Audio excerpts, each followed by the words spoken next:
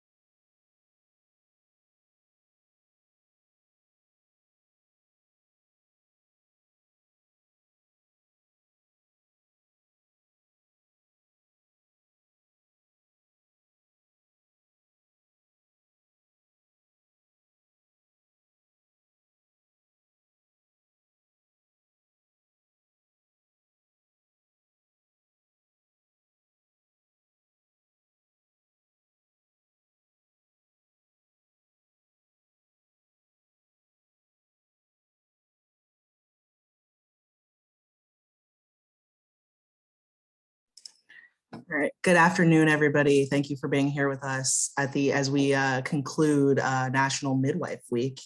My name is Hope Lane. I'm with the Center for Community Solutions, and I will be your MC today. Today, we are here for the virtual Medicaid Institute, talking about how midwives can improve infant and maternal health outcomes. Our keynote today is Dr. Niles from New York University Rory Meyers College of Nursing. The Center for Community Solutions is a nonprofit, nonpartisan think tank focused on health, helping improve health, social, and economic conditions through nonpartisan research, policy analysis, communications, and advocacy. We have an event coming up on October 22nd. It's our annual celebration event. If you're interested in registering for this online virtual event, you can find it at communitysolutions.com. Here's today's agenda. We're going to talk, my colleague Natasha and I will be talking about how we as Community Solutions got interested in this topic and this work. We will then have the keynote address by Dr. Niles. We will then have a panel discussion, and after that we will have questions from the audience. Who we are, again, my name is Hope Lane. I'm with the Center for Community Solutions. I serve as a Policy and External Affairs Associate and lead Community Solutions SNAP policy work, in addition to being a part of the maternal and infant health team.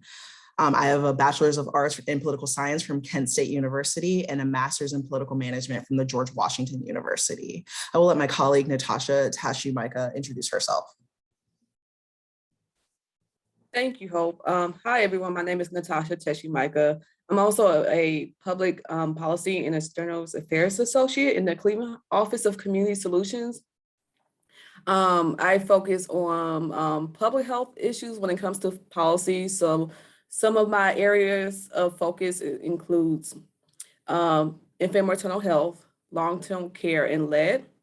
I received a bachelor's of arts in communication and sociology from Hiram College, and I received a master of public health from Emory University Rollins School of Public Health. So it's nice to meet you all. Thanks, Natasha. So what's up with maternal health here? So we have to the right of the screen, you have a graphic from the CDC on the maternal health, maternal mortality ratios in other high income countries from 2018. Women in the United States are the most likely to die from complications related to pregnancy or childbirth in the developed world. In 2018, there were 17 maternal deaths for every 100,000 live births in the United States, a ratio more than double that of most other high-income countries. According to the CDC, more than 60% of pregnancy-related deaths in America are preventable. For every woman who dies, 70 experience near miss, also known as severe maternal morbidity. So what does this look like in Ohio? So in November 2020, the Ohio Department of Health released the first report in several years on maternal mortality. This report covered maternal deaths that occurred from 2008 to 2016. This is the latest data that we have in terms of maternal mortality in our state. Across this 9-year span, 109 pregnancy-related deaths occurred among white women, 63 pregnancy-related deaths among Black women, 6 among Hispanic women, and 8 among women of other races. At the county level, only 11 counties out of our 88 counties reported no pregnancy-associated or pregnancy-related deaths during this 9-year reporting period. So why is this a priority for us at Community Solutions? Maternal and infant health outcomes reflect many societal factors that highlight health disparities. Local initiatives, and we will hear from some local folks on our panel actually, but local initiatives tell us that poor outcomes are preventable. Medicaid also covers 52% of the births in our state and in the country as well. And because of the Center for Medicaid's policies mission to advocate for a sound and cost-effective Medicaid program, it is important to advocate for policy change that will save taxpayer dollars while also strengthening public health. So what we have found since we at Community Solutions have made this a priority several years ago is racial disparities persist among mothers and infants. Racism is in fact a public health crisis. Racism itself is causing the death of our mothers and our infants in childbirth. The data on infant and maternal health is lacking in our state. And evidence shows that better outcomes are not just a matter of access to care, but access to culturally competent, comprehensive care. This model, sometimes called community-based care, requires involving doulas and or midwives into the normal course of care before, during, and after childbirth, and that's why we are here today. I'm gonna pass it over to you, Natasha. Thank you, Hope. So I'm going to talk about the many health outcomes for midwifery services. What are you seeing on the slide right now is not an exhaustive list. So studies have shown that women who receive midwifery services experience a lower chance of epidural usage and instrumental vaginal birth. So we are talking about forceps or vacuum and labor induction. And speaking of labor induction, there was a study conducted by Eugene De Clark and his colleagues, where they have surveyed women in California about their birthing experiences from either a midwife or an obstetrician. And what they have found was that the prevalence of women who tried a labor induction with the help of a midwife was 39.5%, whereas those who received help from an obstetrician was 47.5%. There are also some benefits of using midwifery services, which include higher breastfeeding rates, a reduced chance of losing babies under 24 weeks of gestation, and also a lower risk of a preterm birth. And in fact, there was a study conducted at the Ohio State University Wexner Medical Center, and they examined neonatal outcomes from giving birth. So they examined 2 groups of women as well. One group where they received prenatal services from a midwife, and another group where they received prenatal services from a physician. And after they completed the study, they noticed that women who attained prenatal care from midwives had a 42% lower risk of experiencing preterm births. So overall, midwives promote healthier lives for moms and babies while reducing the health risk,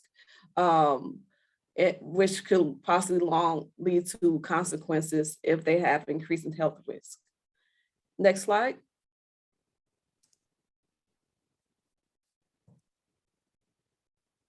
Next slide, please. Yeah, I'm trying, sorry. Okay. Okay. Yes, and if you would like to learn more about midwifery, you can check out our blog series on our website. We have information about the history of midwives, in-depth look of the positive health outcomes, access to care, and also if midwives or how are they regulated in Ohio. We also want to highlight that doulas play a crucial crucial role in the community-based care field, like midwives. So if you're interested in learning about doulas, I also posted a link about a blog created by Hope Lane. All right, thank you so much. And I will pass the rest of the presentation to Hope. Thanks, Natasha. So I am very excited to introduce our keynote speaker, Dr. Mimi Niles. She is amazing. Not only is she an educator, but she is a mother, she is a writer, she is a nurse midwife, she is amazing. And I'm looking forward to hearing from her today. We are just incredibly grateful that she was here and able to be here with us today, coming from New York. Thank you so much. Thank you, Hope. Thank you, Natasha, for that absolutely brilliant and precise introduction to some of the issues that we're going to be chatting about today. And I'm so grateful to be here at the invitation of Center for Community Solutions. It's really clear that you all are doing your homework and really advocating for the best outcomes for the citizens of Ohio. So I'm going to share my screen and I hope I get this right. I also often bumble around with this. So, okay, let's try it. Okay. How's that look? Can I get a thumbs up from somebody if they can see my slide? That looks good, Doc. Okay, good, perfect. Okay, so good afternoon to all of you and greetings from New York City, downtown New York City. I'm really humbled to be with you all here today and share some time with you as we discuss some topics that are really, truly at the center of my entire life's work. My name is Mimi Niles, as Hope shared, and it's really important for me to share my positionality. I believe where we stand in relation to the work we do really matters. And in attempting to claim some notion of subjectivity, we often end up with work that is kind of lifeless, a little bit anemic, and doesn't really feed and support the actions that we take. I can locate much of my work in who I am, how I move through the world, and how the world perceives me. I'm a practicing midwife in a very, very large urban public health practice in New York City. I'm an immigrant woman, I'm a brown woman, I'm a midwifery care researcher, and I very, very strongly identify with my social roles as a mother, auntie, daughter, and sister. Let's start by making sure that we have a shared understanding of what midwifery is, because I find that it is work that is just not well understood in this country because it's just not common enough here. To speak in terms of numbers, midwives in the US attend roughly 10% of all births. So that is about one of every 10 births in the US means are receiving care from midwives. In other countries that have a longer and a deeper breadth of commitment to offering midwifery services to their citizens, that number can range closer to 50 to 70% of births. So countries like Japan, Norway, and the UK all have predominantly midwifery attended births. Notably, these countries have significantly better birth outcomes than the US, but I don't want to give away the climax of my entire talk.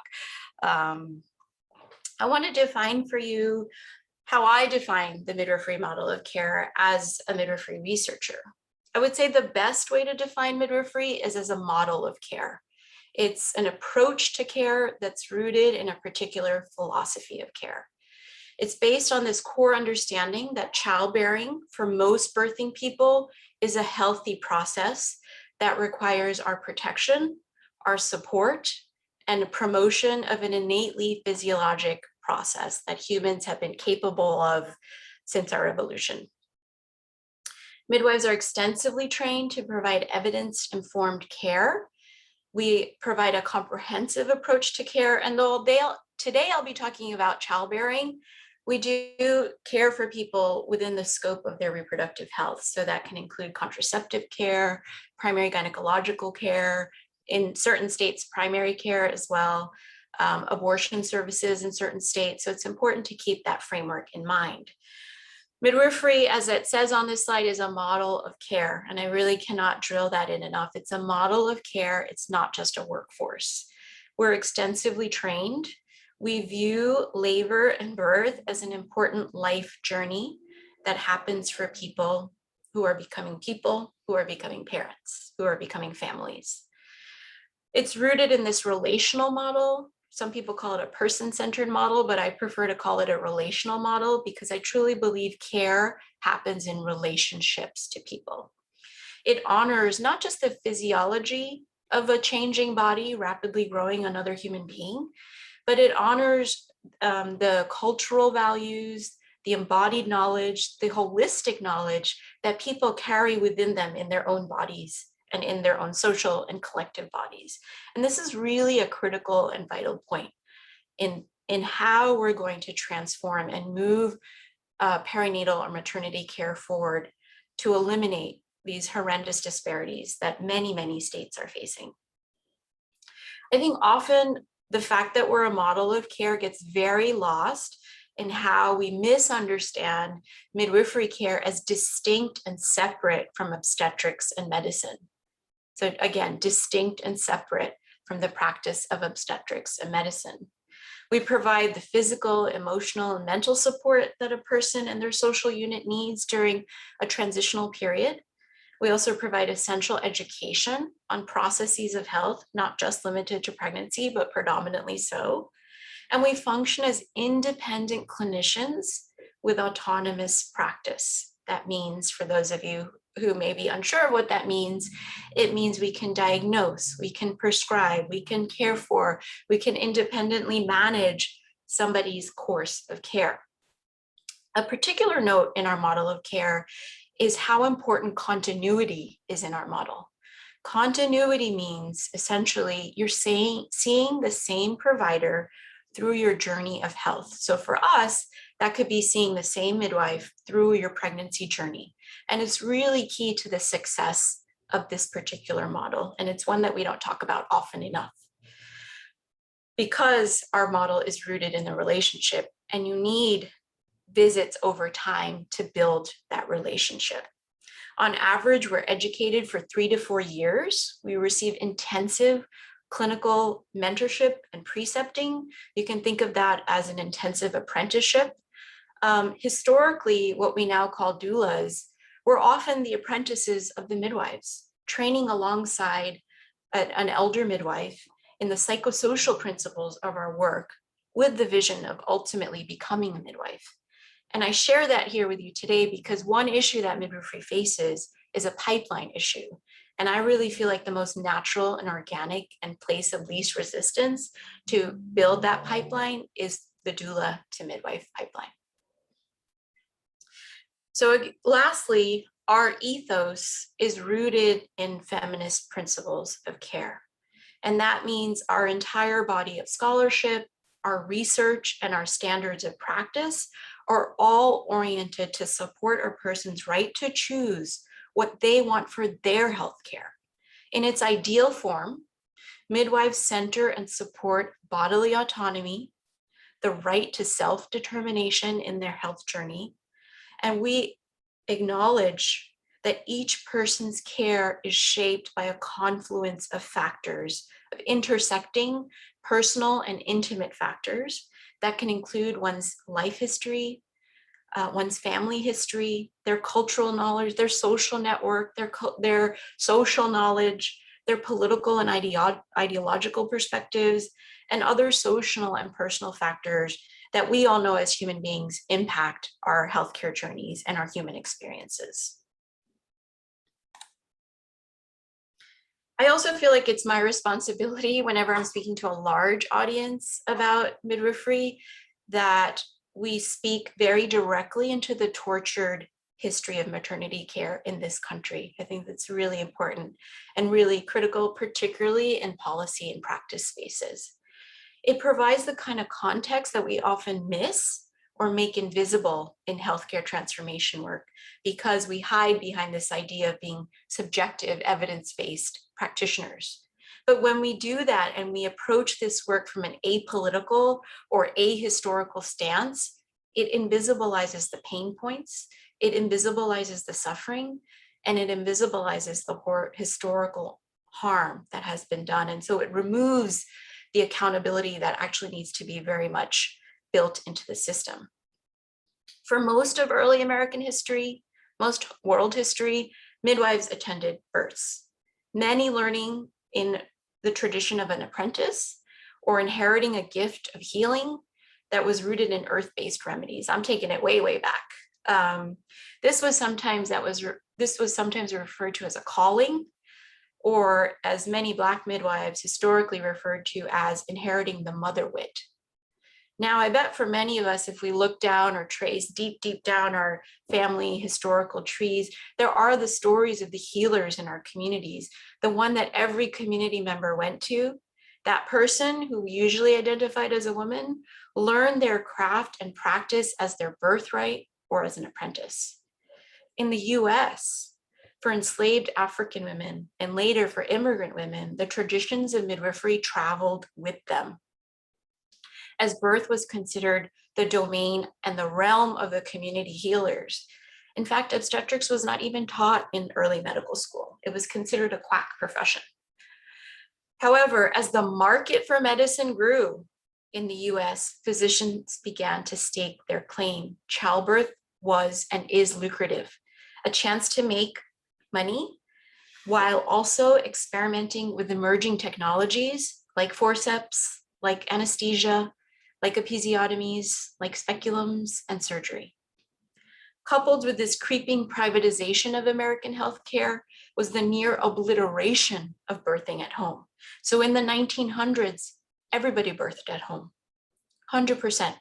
In 2021, about 2% of people birth at home. So you can see a very severe flipping of that proportion. Part of this is the narrative that birth is risky, that you need constant medical vigilance and intervention during labor and birth. And bringing birth into hospitals is business strategy. Bring the consumer to you, manage more than one labor at a time, centralize the care model, and create basically a medical monopoly, historically completely controlled by male obstetricians. In the early 1900s, close to 50% of births were cared for by midwives in the US, with much of the Black births predominantly being cared for by Black midwives. These midwives served their community. They were community-centered before that term was sort of co-opted. That's what they were doing. They were providing care to generations of families. And even the women folk of white slave-owning plantation families, they were the ones providing the care. And their outcomes were amazing, far surpassing the medical model outcomes. But professionalization of medicine was an imperialist strategy as well. The project of medicine and nursing was to eradicate community-based midwifery, particularly the Black midwives who were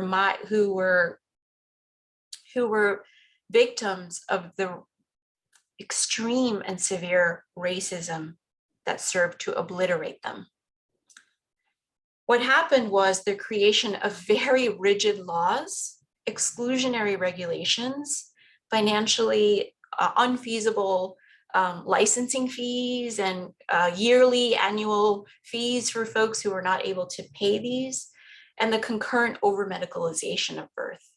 And in order to address what was called the midwife problem, public health nurses were dispatched to regulate, limit, and surveil Black and immigrant midwives. And many of these rigid, archaic laws and regulations persist. They're still in our practice, they're still in our regulatory guidelines, and they're still in many of our state laws. And that's what midwives encounter. It's very outdated regulations, unfair licensing, outdated oversight by physicians, which we see usually in these written practice agreements, and no coverage for midwifery services in regions and insurers who do not cover midwifery service. So you can see the history and where we are currently are very deeply connected, and the reason why the history needs to be explored when we talk about these issues. I realize the font is really small here, but I just wanted to provide it for folks who are interested. In the US, there are 3 nationally recognized midwifery credentials as recognized by the US Department of Education. We have certified nurse midwives, certified midwives, and certified professional midwives. In Ohio, I believe you only recognize the CNM credential, which actually limits your ability to offer a full range of what midwifery is able to offer to your communities. The CPM and the CM credentials, we can think of as direct entry midwifery credentials. All of them are accredited by national certifying agencies. The one major limiting factor that I want to highlight is the uptake of these types of midwifery in Medicaid coverage. So the only one that is federally mandated to be covered are CNM midwives. Certain states have built in their own regulatory Medicaid practices to reimburse for the services of CPMs, but that needs to also happen at the federal level.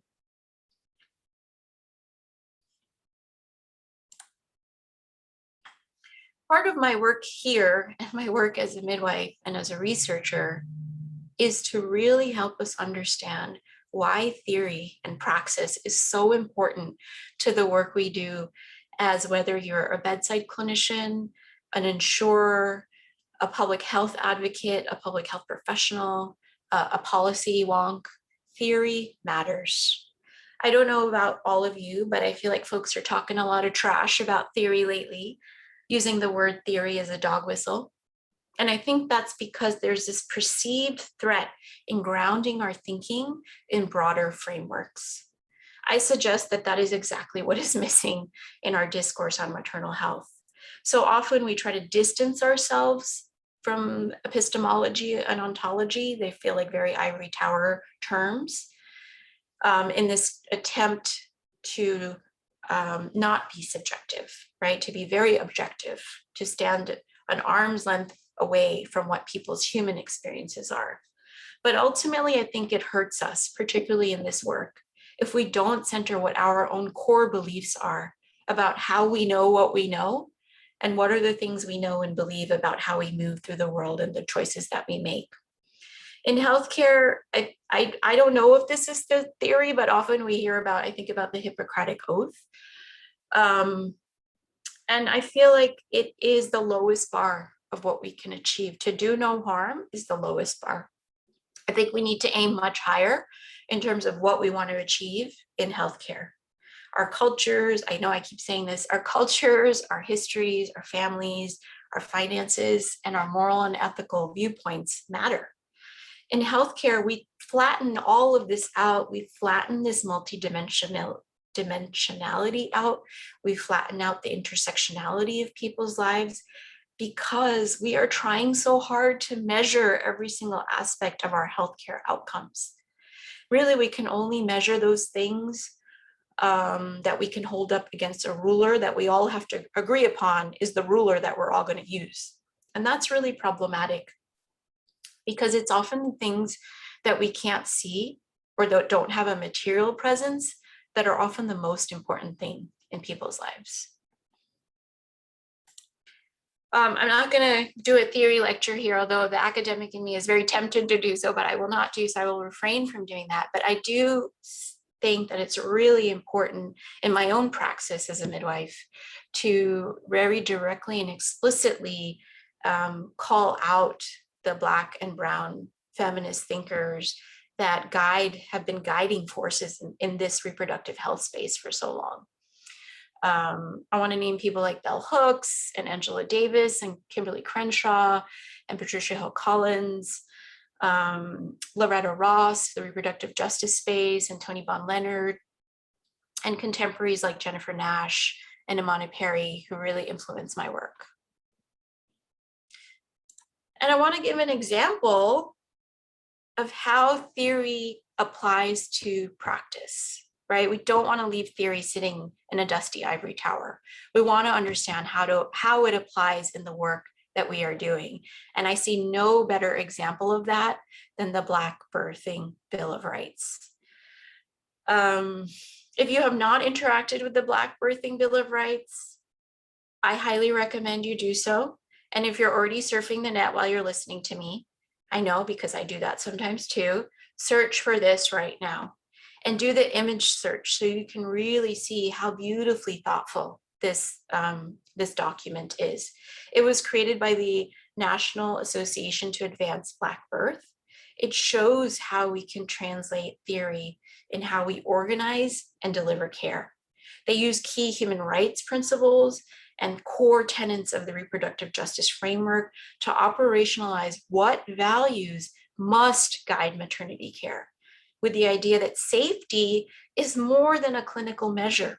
It's cultural, social, political, emotional. And what service users and communities define as safety is way more expansive than what healthcare metrics are measuring.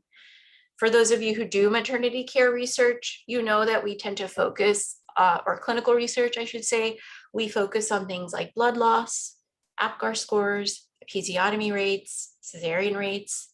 Those are all important, but they are just not expansive enough, and they do not include what values to the people who are seeking out services. I think we had an excellent primer on what the value is of midwifery care. I don't think we need more research to demonstrate the high value, low cost of midwifery care and what that can mean at the population health level. There are so many studies, evidence coming out the wazoo of the value of midwifery care.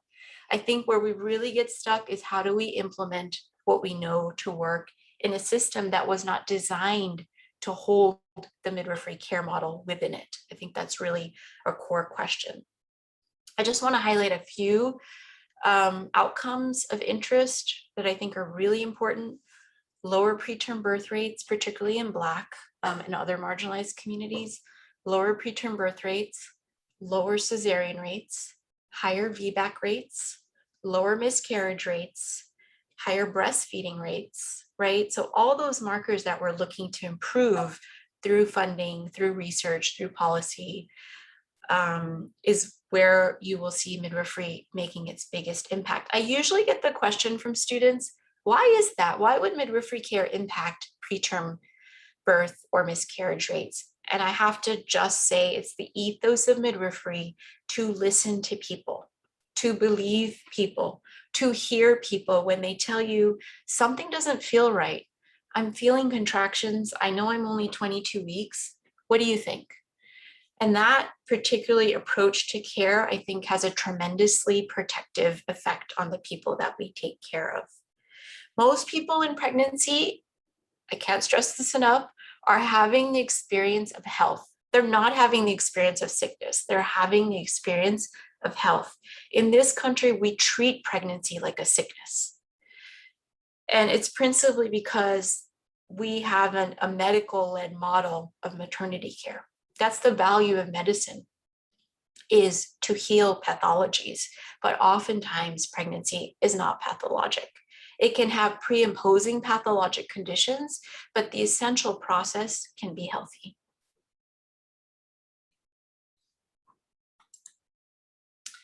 So what does midwifery integration look like? What does it mean to implement and try to achieve these outcomes that we're talking about? When I use the term integration, folks really want a precise definition of what integration means because it's such a broad term, I think. And I'll start by saying that integration sits on a continuum. Integration refers to how well midwifery care is operationalized in any given setting. So it's not only referring to the access, the availability, the licensing of midwives, although that's really important. It also refers to how well the setting within which the midwifery care is practiced is able to hold the model of care and allow that model of care to really take root and do what it does best. That is really essential when we're talking about what is midwifery care integration. I can't tell you the number of times that I've had OB-led practices or even state initiatives that want to get a better understanding of how to build midwifery services. I think that's part of why we're here today. And for them, sometimes it can stop at this idea of hiring midwives. If they just hire midwives or if they just license midwives, they will achieve these outcomes. But without the intentional and parallel focus and investment on building the culture of midwifery care into existing maternity care services to allow midwifery care to authentically take root, you're not going to see these outcomes improve. You really are not. We often say midwives matter. I don't know if there's any midwives on the call. Hashtag midwives matter. But I would add, it's not a very sexy ad, but so does the setting. The setting also matters. The setting within which midwives are practicing very much matters. So in an innovative study, very well cited study, amazing blog post on Center for Community Solutions on this study by Dr. Badum, Dr. Stoll, and colleagues at UBC in Vancouver, they mapped the integration of midwives. They documented the key domains of highly effective midwifery services as outlined by our training and us practicing to the top of our scope, being able to do the most of what we can do, and map that against state level policies around midwifery care or maternity care. They created a sophisticated scoring system to provide each state with a quantitative score. You know, we like our numbers in order to understand how well their state integrates midwives. The scores were out of 100, just like your good old math tests. And then they ranked the states from lowest to highest scoring. If we're using the 65% cutoff for a passing, no state passed, right? The highest score that any state achieved was 61, and that was Washington State, which definitely is a leader in midwifery care integration. The states with the higher scores achieved these outcomes that you see on this slide here. They just demonstrated better population level health outcomes for childbearing people. Everything listed here, I'm not going to read it for you. So really confirming what we know about midwifery care and confirming that the practice environment also matters. So here's how Ohio scored. Ohio scored 20 out of 100, the fourth lowest score in the country. And I really want to give a special shout out to the Center for Community Solutions. Your blog posts are absolutely stellar. There are the various posts authored by Hope and Natasha and Tara and Lauren, the whole team, that really provide a really strong localized overview of what's happening at your state level. I don't know if this is hard to see, but this is directly from the Vadum article in +1, and you can see where Ohio ranks in relationship to the other states. And just as I said, no state had a passing score, not that that was part of their metric. So we're all going to go to the principal's office for detention after this webinar. None of us did well. I mean, New York got 54, so we pushed over 50. New York is, I think, the third or fourth largest midwifery practice state. So all states have a lot of room to grow, a lot of room for improvement in terms of how we integrate midwives. So here's just a super great visual palette cleanser of super cute babies. You can always count on super cute baby photos, hopefully with midwifery talks or maternity care talks, chubby cheeks and snuggles, and some midwife colleagues who are doing what we do best, the work of supporting new and growing families. On the lower right is Kiki Jordan out of Oakland, and the upper right is Ebony Marcel out of Community of Hope practice in Washington, DC.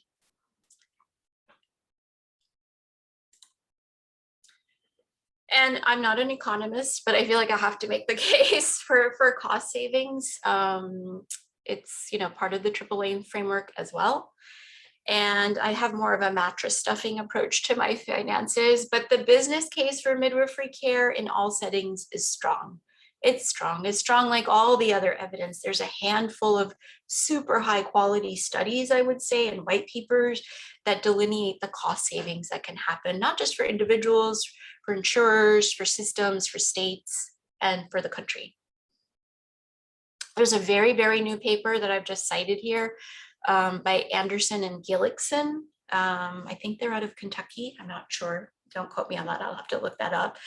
And it showed that the average cost of a vaginal hospital birth in the US is about $13,500. And this includes the sum, the facility sum, the professional sum, the newborn fees, and it includes payments by insurers, out-of-pocket payments by patients for individuals with employer-provided insurance. And we know that that fee can vary pretty widely state-wise. I couldn't find the exact number for Ohio, but I know the range is from $8,000, which is what the cost is in Arkansas, of course, up to the great state of New York, where it's close to pushing $20,000. So there's a really wide range of how much it cost. This particular study was a case study in home birth, which is the end part of my talk. I really want to focus on other pathways of having birth that are out of the hospital system as well. So this was a home birth case study, and it showed that even if 1% of the so currently 1 to 2% of the US population is choosing to labor and birth at home, 1 to 2%. If there was an additional 1% of people choosing to birth at home with midwifery-led care, it would result in this projection, this $321 million projection in savings. Overall, home birth costs 65% less than a vaginal hospital birth. So you can see also very, very tremendous cost savings. I want to add that birth center births are also tremendously cost savings. The average birth center birth in the US is about $8,000. The average home birth in the US is about $5,000. That's on average. I think you'll see a big range based on locality, based on municipality. Urban settings, you're going to see a big range, but those are the averages. Either home birth at $5,000, birth center at $8,000 falls far below the rate that is paid out for vaginal hospital birth, which again is pushing $14,000. So why aren't we more committed to the out of hospital or the community model of birth? If we're constantly told, I know as a midwife, I'm constantly told to build the business case for midwifery care. And even when we have the evidence-based outcomes, the population level outcomes, the business cost or the economic savings for folks, it's still not happening. And these are my educated theories on why they're not happening. One, we have very outdated, sparse federal, state standards of regulation around midwifery scope of practice, and access to reimbursement for midwifery care, because it's a very fragmented system. We don't have a broad sort of federal overview of what the ideal course of midwifery care can look like for people. We also know that out of hospital, home and birth center births are not normalized in our communities and our cultures. So that is another reason why we have limited uptake of this approach. Home birth, birth center birth, is predominantly led by midwives, although I will say there are some outstanding family physician colleagues who are also participating in these pathways to better birth. And the second one I will say is the argument of perverse incentives. Unfortunately, providing more humanized care, more human contact in care means fewer profits for the healthcare industry. It means fewer labs, fewer imaging studies, shorter lengths of stay, fewer surgeries, fewer prescriptions, fewer diagnostic tests. We spend as much money on unnecessary tests in the US healthcare system as we do on an entire K through 12 public education system, just to put it in a frame of reference for you. Perverse incentives means doing more to make more. So no matter what we do, you're going to make more in the hospital setting, because ultimately hospitals are built on business models, and there really is an incentive to eke out every dollar possible from every patient interaction. And it's hurting people. The over-medicalization of pregnancy, labor, and birth is hurting people. And at its worst, it's harming people and potentially killing people. I realize that can feel like a very inflammatory statement, but I sit on a mortality review board of New York City, and we have to begin to understand, what does the rising induction rate look like? What are the ramifications of the rising induction rates? What are the ramifications of the rising cesarean rates? We often become myopic about it. We should be maternal mortality and morbidity, but what are the interventions that are leading people on that course? I think that's also really, really important to be thinking about and considering. We have to demand transformational change in policies, in regulations, in informations, in attitudes about out-of-hospital community-based birth, and really start to think of them as a legitimate package of services that will build better birth for people. This work isn't just about, when we're talking about addressing racism in healthcare, which is baked into how healthcare is organized and structured in the US. The response predominantly has been investments in implicit bias trainings.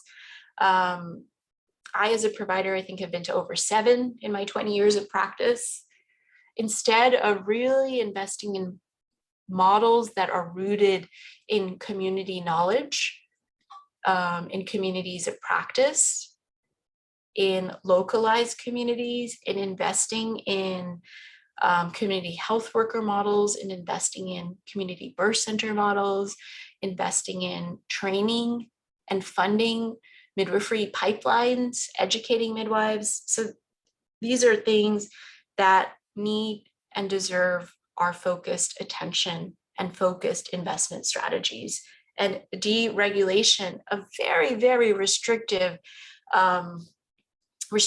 practice environments for midwives that, again, are very much historically rooted in the political project of medicine to claim full authoritative scope over maternity care. So what does birth center care look like? I'm sharing this slide on I really want to talk about what works, because I think we tend to talk about in public health and healthcare spaces about what doesn't work, but what does work, because I'm very excited about the models that do work. There are exemplars, and again, we need definitive commitment to growing these models, and they often very much require huge injections of capital and deconstructing regulation around what limits from building these alternative models. And by alternative, I mean an alternative to the hospital setting. Let's talk about the freestanding birth center model. A freestanding birth center is an independent care facility that is specifically designed and built to support the delivery of maternity care services. It exists, it's freestanding, it's outside of the hospital. It's not within the hospital, although many hospitals have co-opted that term birth center, but in its original form, it was envisioned as a freestanding physical building location that would provide maternity services for people who present with lower risk. In particular, you may or may not be familiar with the Strong Start for Mothers and Newborns initiative. This was a federal 5-year multi-site project to test and evaluate enhanced prenatal care interventions for people enrolled in Medicaid specifically, or in CHIP, so child health insurance, I think, child health insurance program, who were at risk for having a preterm birth. So a very specific sample that they were looking at. And one of the first Center for Medicare and Medicaid Innovation initiatives, it launched in 2012 to test 3 models and in comparative testing: freestanding birth or birth center model, group prenatal care model, and maternity medical home model. The midwifery care in birth centers generated by far the best results. And the independent evaluation showed that in birth center, infants were 20% less likely to have low birth weight. The average cesarean rates were 40% lower than hospitals. The rates of vaginal birth after cesarean, or VBACs we call them, were twice as high. Sorry, I have to take a sip of water. Childbirth costs were 21% lower. And just the total childbirth and post-birth costs were 16% lower. So you can see these are all statistically significant findings. I want to say it's not on this slide again, because these are the things that we're learning that we need to be measuring as well, is that participants who had birth center care reported feeling heard, being able to understand communication with their providers better, having the time to ask the questions that they wanted to ask, being directly involved in the decision-making over their own health, and being treated with respect. So that's not in this slide, but the study did also demonstrate these findings. This is the case study for why to build midwifery care. Midwifery-led freestanding birth center care. Midwifery-led birth centers provide expansive benefits to families, to health systems, to taxpayers, and it improves the fundamental outcomes relative to maternity care. Given that Medicaid coverage at the time of this report was about 42%, covered 42% of the US births, this included 65% of Black people and 59% Hispanic people. I feel like this model could have tremendous impact, but there are barriers that still exist. This is almost my last slide. So I'm going to leave you with a few pillars, and I hope this talk offers all of you, the thinkers, the policymakers, the advocates, the decision makers, the midwives, the doulas, the physicians, the nurses, the community workers, the activists, however you are situated in this work, here are a few things to be thinking about as you ground your own pragmatic approach to how to build better birth for folks in Ohio. We need autonomous midwifery practice. So expanding midwifery, again, is much more than licensing midwives, although licensure of CPMs is definitively going to expand people's access to community-based models of care. It means also addressing the restrictive and archaic midwifery practice regulations to enable full scope midwifery care that is in line with our full competencies, our full scope of practice, what we're educated to do, so that we are supported in being independent providers that can build relationally driven care with our clients. I think mandating reimbursement for midwives who have credentials at 100% of the physician payment level for the same services for payment parity is crucial. In New York State, we don't have payment parity. I make 85 cents on the dollar for the exact same service.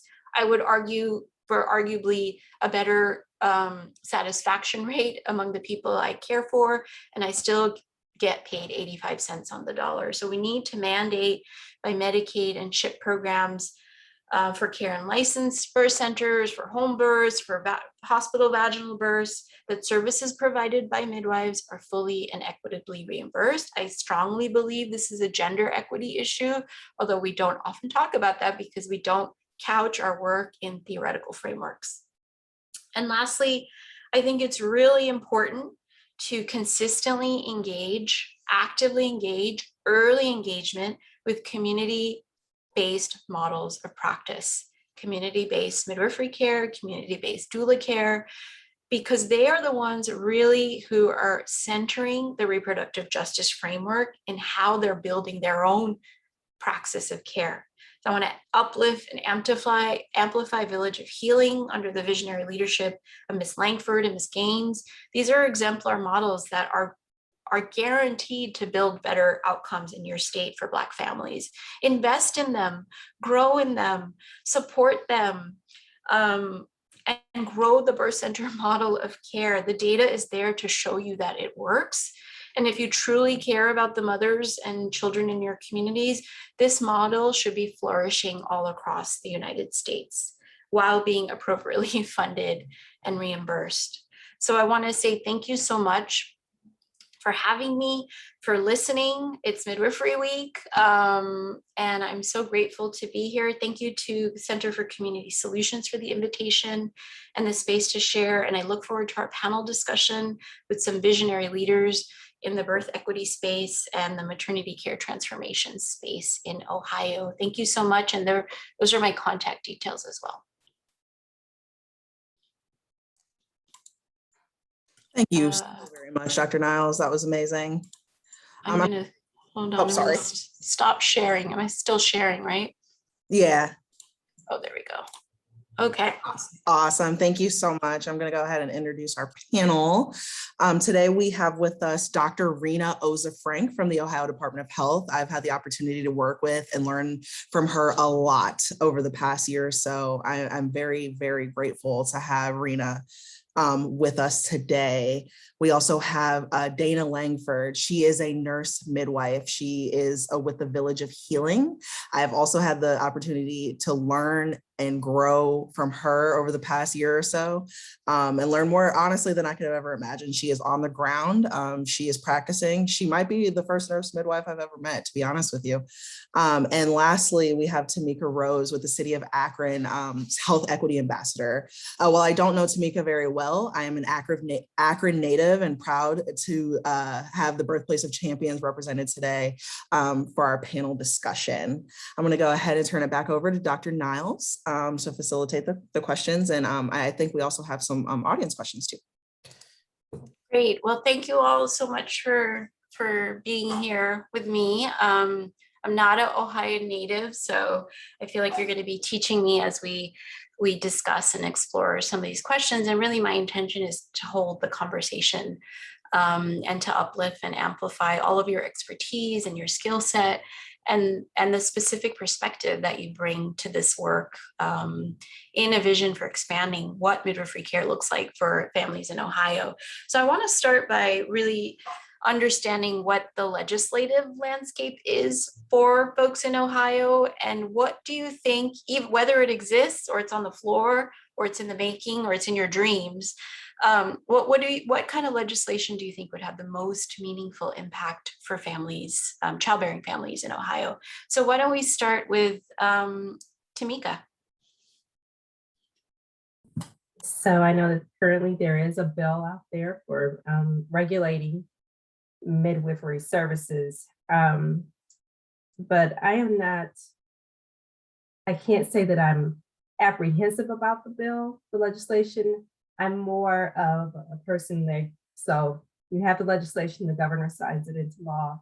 How is it actually going to be implemented in the hospitals? How is it going to be implemented at the local level? And so I can speak from our experience in Akron. As I was listening to your presentation, I thought, wow, we do have a couple of women that have given birth at home, but the physicians call those underground births.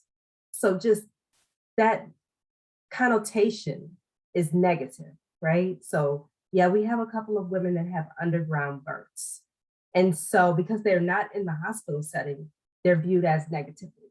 And so I think that before we have any legislation to regulate doulas and midwives, we have to make sure that the hospital, because it's the hospital system, they have to be culturally competent. And so I think that any legislation that comes forward makes sure that the midwives and doulas are culturally competent, because we had Birthing Beautiful Communities come into Akron, and because they do a great job in Cleveland. However, the hospital systems are not open to having them in their practice, right? So one hospital system has given them open arms. Another hospital system, they literally just started training their own doulas and having them be trained. But it's something different. It's not a passion for them. This is like you said earlier, a workforce. And whereas Birthing Beautiful Communities, it's a passion for them, and they really want to take care of the woman and the child after delivery. So those are some of my concerns about any type of legislation, is always how is it going to be implemented at the local level. Thank you. And thank you for Community Solutions inviting me to this panel discussion. Thanks a lot. Yeah, please, anyone else? I mean, that's already really intriguing what you said. I'd love to hear more thoughts on from your providers. I'm sorry, Mimi. I'm Da'na Langford, and I'm a nurse midwife in Cleveland, Ohio. And I think Tamika hit the nail on the head as far as, the welcoming arms of the hospitals and the systems. What we do know is that hospitals were created in racism. The entire system was created in racism.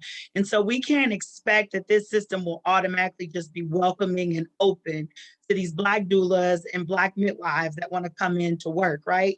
We already know from the research that Black women are dying at higher rates, 3 times more likely to die. And if you're educated and over 30, you're actually 6 times more likely to die.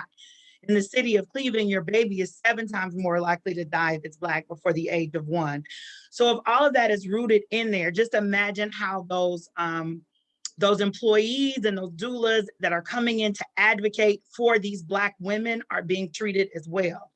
So a good friend of mine, Kristen Farmer, who was the founder, for Birthing Beautiful Communities, reminded me a long time ago when I started working in these systems in Cleveland, that you can't be a true advocate for Black women if you are a part of the system. And the reason being is because then we take the backlash, right? We take the negativity, we take the punishment, we take the retribution when we truly try to be advocates for our patients. And so it's why a lot of us are walking away from that healthcare system and that racism to create our own. And we are fighting and trying to get all the midwives and access to more midwives, and try to get the funding for these systems like the Birthing Beautiful Communities Birthing Center, like Village of Healing, that is focusing on providing Black providers for Black patients to decrease racial disparities, to improve patient outcomes. This is the way it has to be done at this point. We've tried the systems, we've tried to fight, and it's just continued to be a mental drain for us. And we've continued to watch our sisters, our aunts, our cousins, our friends, we've continued to watch them be mistreated and die in these systems. And so the only way is that we create our own systems and we step out into these birth centers that you talked about. But like you said, legislatively, we have to remove some of those barriers. And one of those huge barriers is that standard care agreement, which still places us in a system's fold and in that system's chokehold. And so that has to be something that, while we are addressing with these bills that are out there, that standard care agreement is still a part of those bills. And it's not allowing me as a nurse midwife to practice in my full scope, which means that Black women are still suffering because I'm not allowed to practice to my full potential. Yeah, thank you so much, Da'na. I mean, I think that is where midwifery gets misunderstood, right? Is just, oh, we're just a nicer version of an obstetrician, and that is not what the midwifery care model is. And I completely agree. What I'm seeing happening around the country too is visionaries like you who cannot provide the quality of care that they want to provide in the institutional setting are stepping out of that setting and saying, well, we're just going to have to build our own, we're going to have to build literally our own structure. And then, all the additional policy, regulatory, legislative work that also has to happen. It's a lot of work. And I see nationally too, that it's a lot of Black midwives and midwives of color who are really, have a hard time doing that work because they're doing the clinical practice, right? So so grateful for people like you who are ready to be exhausted in this work, because it is really tireless. It is really never ending. But it does offer people another pathway to reclaim their health again and reclaim what birth means to them personally and in their families and in their systems of culture. So I think that's really powerful. Did anyone else want to add anything on that? What they're seeing sort of in the legislative or even regulatory environment in Ohio? So this is Reena, and I am from the Ohio Department of Health. I am not a nurse midwife, but I am learning a lot from our partners who are nurse midwives, like Tamika, like Da'na, and like you, Mimi, as well. I'll just note that the role that we're playing right now is through the development of a statewide maternal health task force. We completely understand folks like Tamika, folks like Da'na have been boots on the ground for many, many years. And as you said, doing the exhausting work, trying to get their voices heard. So our part right now has been to create this state maternal health task force called the Ohio Council to Advance Maternal Health, to bring voices from across the state together to amplify and start from not ground zero, but start from where all this great work has been happening and move it forward. And so a work group through our stakeholder group has developed a draft maternal health strategic plan.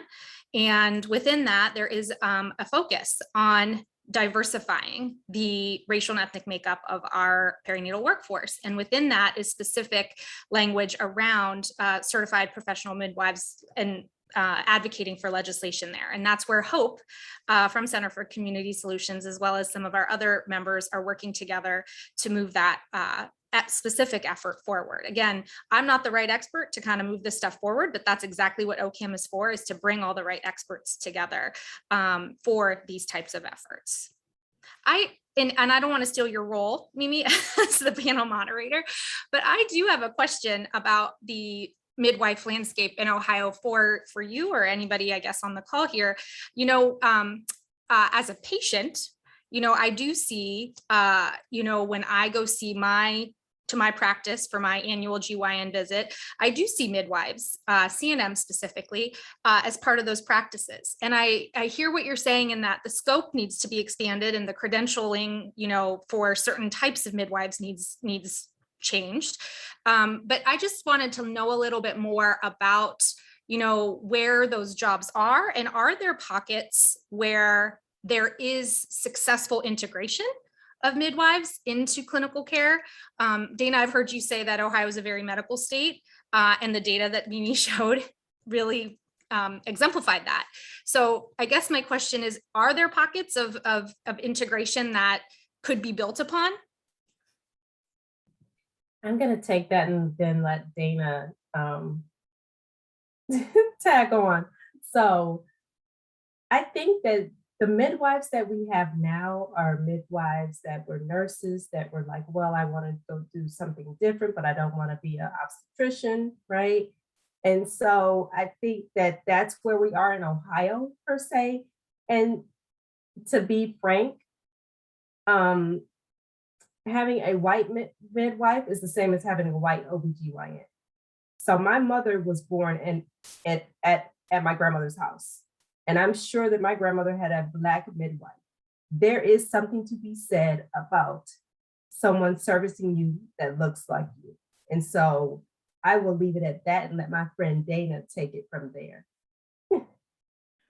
So I am a midwife through direct entry. And what that simply means is that I had a bachelor's in something else, and I made the decision to go back to be a midwife. I am a nurse midwife. I did a very intensive program of 3 years where I became an RN and a midwife all within the 3 years. So I knew walking into the Ohio State University that I was going to be a midwife. And so for that pocket, I immediately integrated into the system because of the system that I had come from. However, I have been doing this for over 12 years now in PWIs, or predominantly white institutions. And while they all hire nurse midwives, as Tamika said, there is something to be said to walk into a room. Number one, to see someone that looks like you, but most importantly, to not have the rules, regulations, and racism over our head. Like, even practicing in those systems, I still was very, there was a certain way that I had to practice. And I knew that if I stepped outside of those bounds, there could be penalties for doing such. And when I am taking care of women that look like me, there needs to be a cultural perspective that is brought into the room. And I think that it's so difficult for other races to understand it, because whenever you go out every day, all day, you interact with everyone that looks like you, and that's the privilege, right? The reason I went into midwifery is because every time I walked into a doctor's office or Planned Parenthood or anywhere, I never saw anyone that looked like me except for the lady at the front desk. So there were things that I didn't share with my doctor or other people, because I was raised, you keep your family business at home and in your own business. So don't go out there telling them folks our business. So for an example, I suffered from migraines. And if my doctor at the time would have known some of the things that I was going through, and if I would have felt comfortable enough to share that with her, if a Black woman was sitting across from me, we probably would have figured out these migraines a long time ago. But because we don't have that privilege as Black women, we are already on edge when we walk into these rooms, and then we know there's a possibility that I just read the Project Noir came out with their study that showed Black women and our relationship to workplace, healthcare, and education in Cleveland. And it said that there's a 2019 textbook that literally says that Black women's skin is thicker. This is being taught in 2019. So that means when I walk in for care, there's somebody across from me that has learned that. So when I'm expressing my pain or anything like that, they don't hear that. So yes, we are culturally integrated, I think, as nurse midwives in the state of Ohio. However, that is a very medical system. And like I said, we are all integrated in healthcare systems, which we know are founded and built on racism. Yeah, absolutely. I mean, I think that that's the case all over this country. And I think we have the research to show that the value of culturally concordant, race concordant care is super powerful. And again, we have limited our measurement of it. And so, we have to start listening to people and what they value, and then try to measure that and saying, well, we're the system and this is what we value because this is what saves us money or makes us money. Let's measure that. Right. And so what has happened is I would say, particularly for Black people, what they value in their care is not being invested in. And so you see the innovators in the space, like what you're doing at Village of Healing, is you have to innovate. There's no other option for you in terms of how you're going to operationalize your midwifery care. You can't do it in a hospital. So even though folks are seeing me in a hospital, I'm limited again by the setting, what I can do and what the culture is in that setting, right? The culture might be that everybody needs to be induced at 41 weeks, whereas, maybe this person doesn't want to be induced. Maybe they want to wait till they go into physiologic labor, but the system is very much designed to make patients sort of obey what the policy and the practice is. And there's really not a lot of room for individualized care and an individualized understanding of, well, why are you having migraines? What is really happening here? And do you feel safe enough with me to tell me, right? And I think what the culture has done is blame the patient and convince providers that patients are not compliant, or they're resistant, or they're hostile, or all those things that you might see in people's chart, when really the problem lies within the system, where maybe their uncle died in that same hospital a year ago from negligence, right? Why would you trust a system like that? So I think, again, stressing the point that yes, there is a workforce that could potentially address so many of these issues, but it cannot just be the workforce. It has to be like the soil that is diseased, I say, has to be retilled and refertilized. And, it's not a healthy soil even to grow Black midwives or to grow other midwives of color. They're going to feel the hostility in the system directed towards them as well. Yeah, great. So let's talk a little bit about, and this is something I'm particularly interested in maternity health, in maternity care, even with task force. I sit on task force too. It tends to be our response to things. We have really laser-like focus on the birth event, which I understand, because a maternal death, there's nothing more gut-wrenching or that will hit you on a deep human level than a maternal death, I think. And so a lot of our investment, a lot of our funding goes to that birth event. But I'm curious about funding and initiatives that address like the fullness of people's lives, right? The human services that people need and the social services that people need and want and are hungry for. I think the pandemic showed us how lacking we are in our ability to wrap around people who needed childcare or needed employment service, help finding new employment. So if you're thinking beyond the birth room, what do you think are the most impactful places where investment can be made in human and social services for Ohioan families? So in Akron, we we have started to invest in housing and making sure that the woman has stable, safe housing.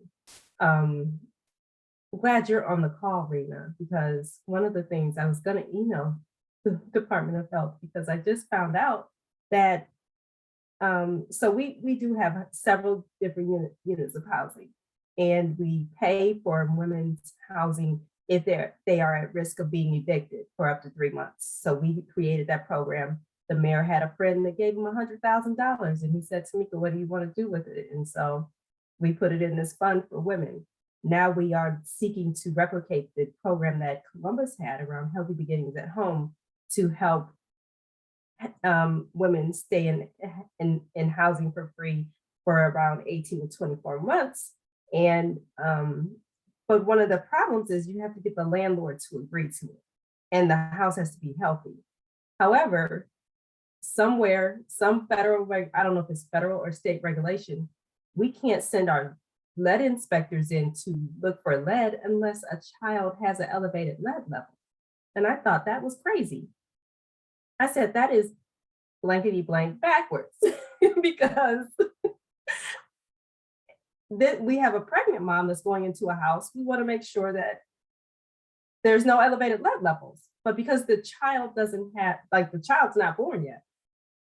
So we can't do that. So something needs to be changed there. So, but to answer your question, we do have housing, and we found out that some of our women did not have the interviewing skills, the job skills, life skills at all. And so we quickly put together a little program and started to and partnered with a community development corporation, The Well, in our Middlebury neighborhood, and had them help train our moms. One thing that we did is we took every barrier away. We pay for daycare, we pay for transportation, we help buy an interview suit, we give you $200 when you complete the program, and then we don't guarantee the job, but you do have an interviewing opportunity after you've finished. And so therefore, you can get a livable wage job after you completed this program. One of the things that we did do for the city of Akron, we applied for a National League of Cities grant, and we got additional funding for that so we can help even more women in our program. So we do value, housing, workforce, transportation, daycare, all of those other things that women do need assistance with, because daycare in itself will make you think like, well, I don't know if I can work because I have this baby, and by the time I get done paying for daycare, even with the voucher, you might feel that it's better for you to just stay at home with your child. So I think that those are the things that we are doing in the city of Akron and Summit County. So what I've noticed in Cleveland, because I also made me sit on these panels and discussions, and actually I'm on the committee that Reena is speaking about, is that there is a lot of, there's a lot of money given to huge white-led organizations. And I can't speak for Akron. I can only speak about what I see in Cleveland. And so a lot of these organizations are given money and asked to go out and fight the good fight, where you have a lot of Black-led grassroots organizations that are on the ground, truly, truly working with the community, that are lacking and that aren't given the full opportunity because we do lack the funding to do so. We don't have the funding to build capacity to be able to truly reach out to our community and make the difference. I've sat in plenty of meetings where they've said, we know these Black organizations are making the difference, and we know these Black organizations are the ones that are changing the numbers. However, no funding continues to go to us and no support continues to go to us.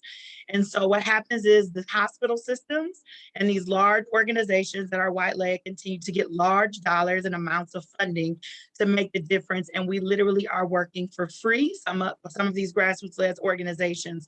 A prime example, and I always use them, is 44128 in Cleveland, Ohio. They had the largest infant mortality rate one year.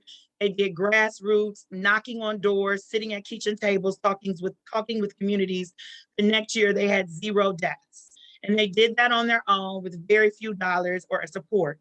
And when asked, why are we not just utilizing this model and putting it into practice, we were told there needs to be 5 to 6 more years of data.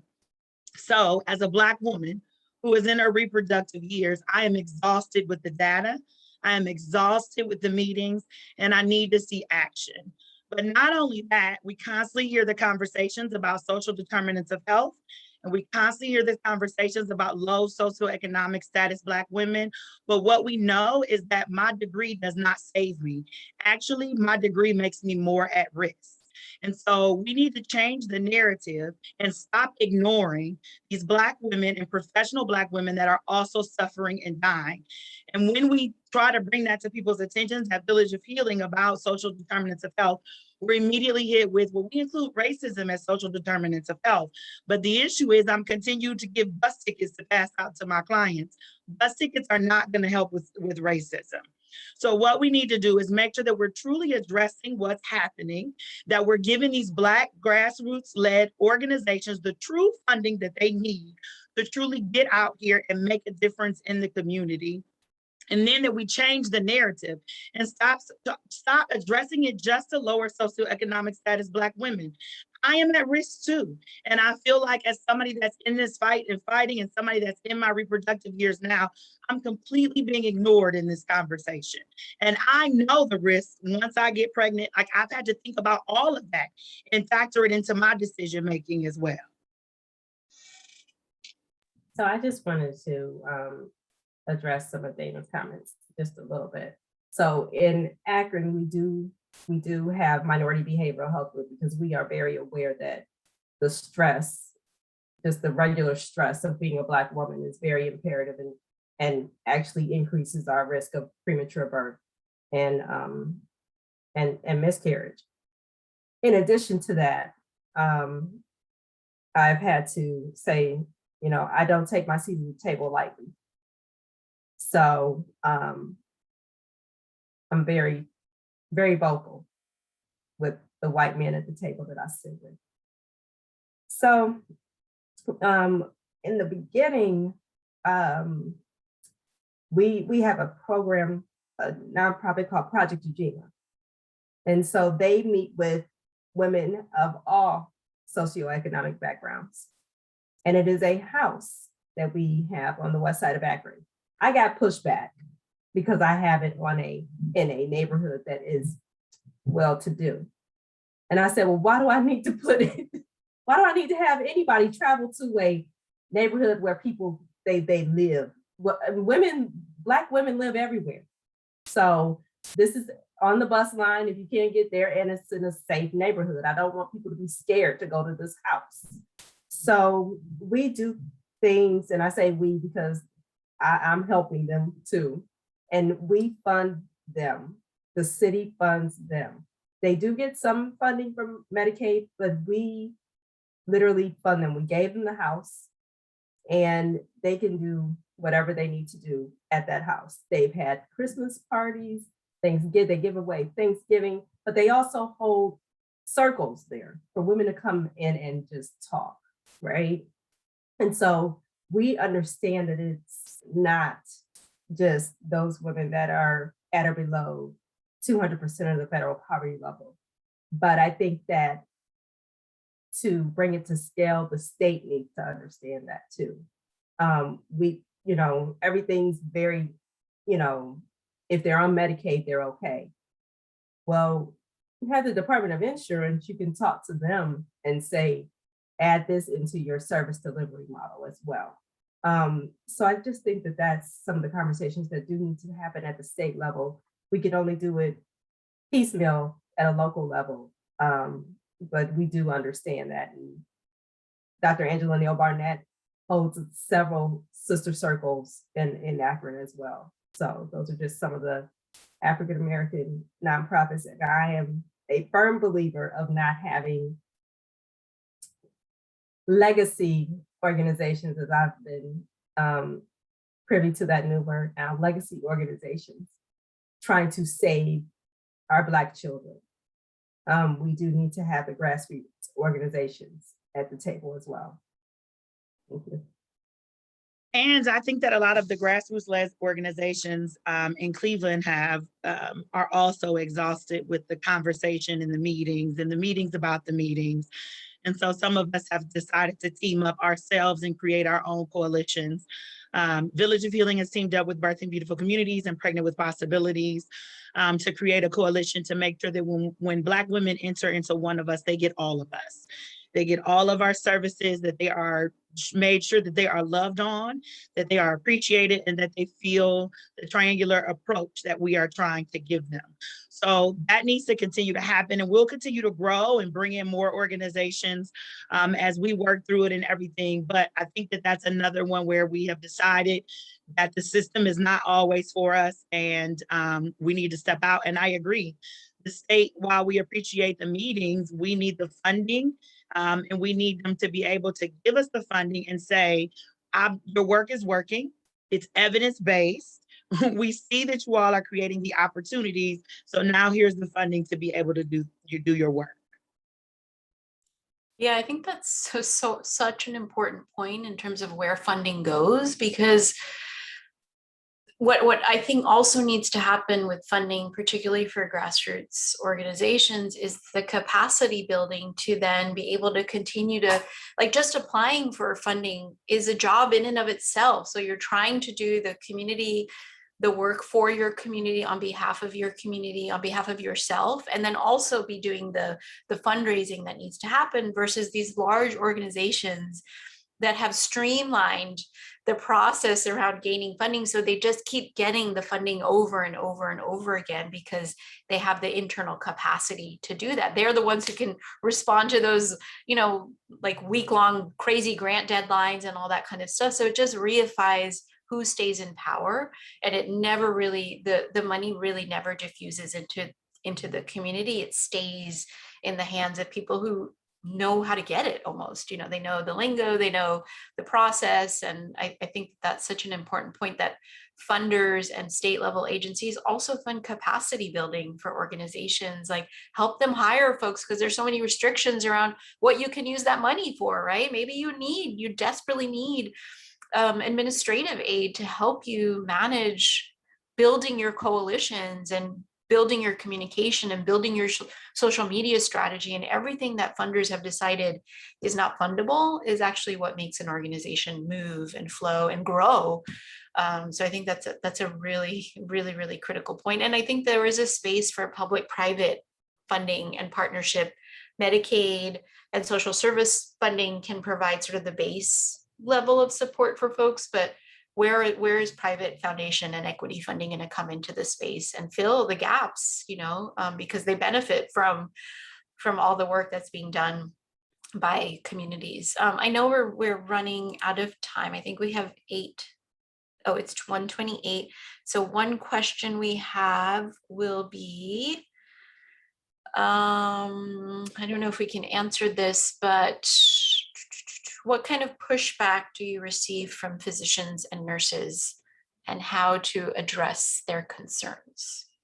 Do you feel like we can take that in a few minutes, maybe? So I guess we can try. Okay. So I'm thinking that, I'm looking at everybody laughing at me, trying to address it. A lot of the pushbacks that we will receive has to do with our choices in care, especially as a midwife. I think that we have a very much hands-on yet hands-off approach, right? In the care that we deliver and how we deliver that care. I think because Ohio is such a medical state, that there's, we know as Dr. Niles put it, you have doctors that are very much approaching pregnancy different than midwives are approaching pregnancy. We are approaching pregnancy as this is just a normal event in life, and here we go and on to the next step. I always tell my Black patients, your ancestors have been doing this for years, all the way back to slavery. We did this, our bodies did this, now let's go and do it. But there's a different approach that comes from OBGYNs. So a lot of the times there's a challenge in the care that you might give. There's also sometimes a challenge, and if you know your patient and you know your patient's social issues, we'll get pushback on drug screens. I think a lot of times we'll get pushback We'll get pushback on working extra with patients or trying to spend extra time with patients. I notice a lot of times, Tamika brought up about BBC being welcomed into the hospitals there. They're welcomed into the hospitals here, but there's a lot of backdoor, backhanded conversations that aren't great. So we're pushing back about that as far as doulas. What I've noticed in practice over my years is that when a Black woman walks in with a doula, she's difficult. She's trying to create problems. She's trying to be controversial. And when a white woman walks in with a doula, she's educated. She really knows her body and she really knows what she wants. And so that's a lot of the pushback that we'll get. So it just depends from physicians, nurses. It's just a matter of our philosophy of care is just different. Yeah, I'll agree. And I will just say because we're ending, you know, again, it's not about, a lot of the research is on the interprofessional tensions and it gets stuck there. I think really what it's about is what Da'na mentioned earlier, is that medical education, as well as nursing education, as well as midwifery education, is rooted in a system of thinking that's racist. And so the system itself will perpetuate its own violence and harm because they're trained in that way. And that is the history of medicine in this country. And I would say globally, because US medicine affects the world. And the same for nursing, right? It's sort of like how you're educated. Those textbooks are in nursing as well, right? That Black women and Latina women have higher pain thresholds and Asian women don't communicate, all those things that you learn that you think, how are we in 2021? And we're still learning these things. So I would just counter with, it's not about, it can feel like it's about interprofessional tensions, but it's really about the tension in the different philosophies of care. That's really where the tension really lies. I have hope for Ohio that, you know, that you will love on your families, to borrow what Da'na said, and allow for people who want to love on those families to do so to their highest capacity, to their highest power, because I can tell you, as someone who researches the system, that's what people need. And so the healthcare services need to support the organizations, the systems, the providers who are telling you this is what we want to do and this is what we are doing. So thank you again, everybody, for participating. Thank you for sharing your honesty and your lived experience. I think that is what everybody needs to hear. But thank you so much. I see you there, Hope. So I'm going to pass the mic to you. Awesome. Thank you, Dr. Niles. Thank you to our panelists so very much. I just wanted to say, I did not say this at the top, this was recorded. The slides will be available. And we know that we could not catch every question in the Q&A, but people can reach out to Community Solutions at any time and we can get help answering those questions. I think that's all I have today. So I want to thank you all, the participants, the panelists, and my team for putting this together, another Medicaid Institute together. And I appreciate you all. Have a good weekend.